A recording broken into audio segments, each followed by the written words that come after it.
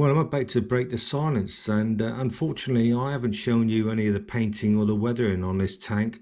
There's a couple of factors involved with that. Firstly, mainly, this is my very first tricolour camouflage scheme that I've ever done on a tank, and I was a bit wary of filming it. Plus the fact that we've had a nice bout of weather lately, and I've just been flicking in and out of finishing this and sunbathing in the garden, and because of that I've overlooked the camera. So I thought I'd just have a little chat with you about the actual finished item here. The actual build, well, it's a Tamiya, and it's a Tamiya tank, and I had no problems whatsoever with this at all. I suppose the most difficult part was the actual gauze here. It was very fine, and it didn't lay down as well as I was hoping, but that was my fault. But other than that, it's turned out really nice. Excellent build. I recommend it to anybody. Now, I've sprayed this with a grey rattle can plastic primer all over, and obviously because I haven't done a tricolour scheme before, I had to think about how I was going to go about doing this. So what I've done is I've sprayed the whole lot with this XF88, which is a yellow 2. I believe this is something new that Tamiya's introduced into the range. I say new, in the last couple of years. So I sprayed it all over with that, and then I decided to camouflage the wheels using the other two colours, which is 89 and 90, dark green 2, red brown 2. Once the wheels have been painted, I then glued them on, and then I followed it through by gluing the skirts on, and then I masked off the actual lower part of the wheels and cracked on with the tricolour scheme, which was all right actually. I didn't have any trouble with it. I'm using a 0.2 needle, and I'm running about 18 psi. Unfortunately, I've got a compressor, but up here the compressor I'm using in this room doesn't have a tank. The one with the tank is down in the shed, and the air tends to fluctuate a little bit, which gave me a bit of a problem. But other than that, I was happy with it. Now, what I should have done was have taken some footage of it actually painted before I weathered it, and yet again I was flitting in and out the garden, and I just came in and cracked on with the weathering, and I thought myself, hang on, forgot all about the camera. Yeah, so that was my procedure, and it's turned out okay. I'm really chuffed with the way that the paint laid down, and obviously I tried to capture the similar sort of scheme to what was on the box art, but you know, there's no need to be anal about this. They were painted, hand painted, and all the schemes are different. Now, you notice the dots on it. The dots I actually applied with these. This is a nail dotting pen. These are the sort of things that people use for decorating their nails. Obviously you can see that I'm a nail biter, not something I'm proud of, but after 61 years I ain't going to stop now. But yeah, these are great. I just loaded these up.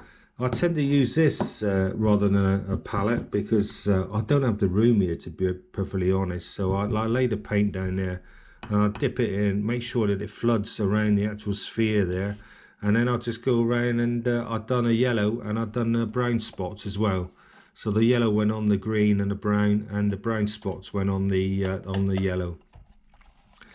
Probably could have made a better job of that. I have seen guys using templates, circular templates, spraying with airbrush. Were they painted perfectly round? I don't know. I beg to differ. But anyway, that's been done there. Then we came to the weathering. Now I use artist pastels that I crush up. I've used this brown here and this black, and that's all I've used. Now I don't use varnishes, because I find varnishes don't give the right look. You're supposed to apply a gloss varnish when you apply the decals to stop staining and things. I mean, there's a little bit of staining around there, but you know, it's part of the weathering as far as I'm concerned. So that was laid down, and again I never had any trouble with that at all. So that went down okay. I've done it heavy on the bottom, and as I went up I put less and less on, and I dump a load of black around the back here to represent smidge from the engine, and a little bit of black is added around here to pick up on the edges. So all in all, it's turned out all right. The figure wasn't too bad. I've noticed I haven't trimmed that figure. There's a bloody seam line going down there. Again, I was probably in the garden, came in, thought, oh, I'll stick that in. But yeah, here we go. I normally stick mine on a diorama, but my dioramas are a bit full at the moment. I think a weather tank looks better on a diorama than on here, but I shall put this on the turntable to show you show it going around. And yeah, that's about it really. Lovely kit, and I'm well chuffed with the tricolour scheme. So I've got my confidence now to do another one. And maybe next time I'll show you the method I use. Is there anything else I need to talk about? No, not really. Probably might be worth just adding that when I buy Tamiya jars, I tend to dispense them into these dropper bottles.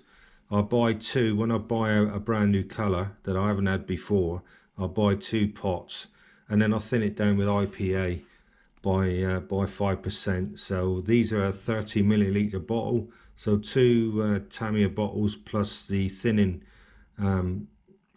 process generates 30 milliliters, and I've actually used half a bottle on that spraying that. I put it on heavy because I think if you don't put the paint on heavy on a tank, it doesn't look right. You need a depth of a bit of depth to the paint to make it more realistic, I think. Yeah, so that's why they're in dropper bottles. That's it then. Right, I'm going to stick it on the turntable, bid you goodbye. Thanks very much for watching. If you watched all the way through, thanks very much, and no doubt I'll be back again soon with something else. So in the meantime, I shall see you probably soon.